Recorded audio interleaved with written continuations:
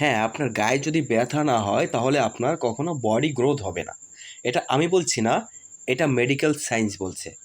তো বন্ধুরা, আজকে যে বিষয়ে কথা বলতে চলেছি, সম্পূর্ণ ব্যাপারটা খেয়াল করে আপনাদের শুনতে হবে। যারা জিম করে বডি বানাতে চান, তাদের জন্য খুবই গুরুত্বপূর্ণ একটা তথ্য আমি দিতে চলেছি। আর ভিডিওটা অবশ্যই যদি ভালো লাগে তাহলে চ্যানেলটা সাবস্ক্রাইব করতে একদমই ভুলবেন না। দেখেন বন্ধুরা, আপনি মনে করে দেখুন তো, প্রথম যেদিন আপনি জিমে ভর্তি হয়েছিলেন, যখন আপনি ডাম্বেল প্রেস করেছিলেন, তখন কি আপনার গায়ে ব্যথা হয়েছিল? হ্যাঁ, প্রথম যখন আপনি জিমে জয়েন করেছিলেন তখন কিন্তু আপনার গায়ে ব্যথা হয়েছিল। তো এই ব্যথাটা কেন হয়েছিল এটা কি আপনি জানেন? যখন আপনার গায়ে ব্যথা হলো তখন কিন্তু আপনি হয়তোবা ঘাবড়ে গিয়েছিলেন, কিংবা আপনি জানতেন না যে কী কারণে আমাদের শরীরে ব্যথা হয়। তখন যদি আপনি জানতেন যে আপনার শরীরে ব্যথা হয়েছে, এটা একটা ভালো লক্ষণ বডি বানানোর জন্য, তাহলে কিন্তু আপনি কখনো পেইন কিলার খেয়ে ব্যথা কমাতেন না। হ্যাঁ বন্ধুরা, দেখেন, আমাদের এক্সারসাইজের ভিতরে অনেক সায়েন্স আছে। এই সায়েন্সগুলো যদি আমরা জানি তাহলে কিন্তু আমাদের বডি বানাতে টাইম লাগে না, খুব অল্প দিনে ভালো একটা ফিজিক তৈরি করতে পারি। কিন্তু আমরা কয়জনে জানি সেই ব্যাপারটা? তো আজ আস্তে আস্তে একটু একটু করে সব কিছু জানবো।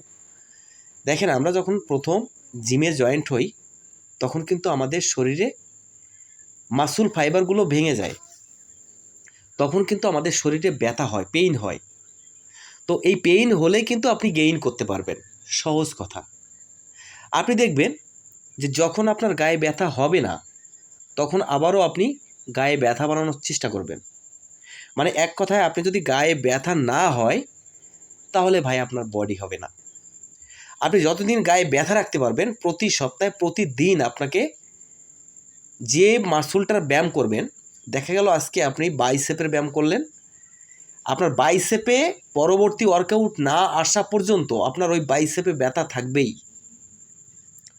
পরের দিন ট্রাইসেপ করবেন, আগামী দিন যখন ট্রাইসেপের ওয়ার্কআউট না আসা পর্যন্ত আপনার ট্রাইসেপে ব্যথা থাকবে। মানে প্রতিদিন যে ওয়ার্কআউট করবেন, যে পার্টিকুলার অঙ্গর ব্যায়াম করুন না কেন, প্রত্যেকটা অঙ্গে আপনার ব্যথা বানাতে হবে।